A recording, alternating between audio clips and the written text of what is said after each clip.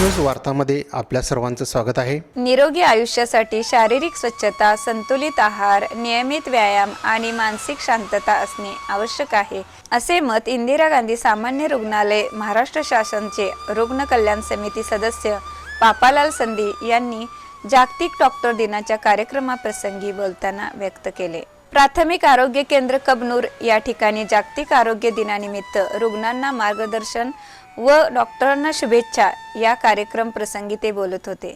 यावेळी आरोग्य केंद्रातील डॉक्टर गणे मॅडम यांनी रुग्णांना व नागरिकांना आरोग्याबाबत माहिती दिली। यावेळी बजरंग दल प्रमुख दत्ता पाटील, कपिल सुतार, रवींद्र धनगर, बाबासो कोकणे, अशोक आवळे तसेच आरोग्य सेविका सारिका मोरे, मुबीना फकीर, नूतन पवार, मधु खराडे, मेघा पाटील, विद्या चव्हाण, सावित्री कांबळे, नागरिक व रुग्ण उपस्थित होते। यावेळी जागतिक डॉक्टर दिनानिमित्त केक कापण्यात आला।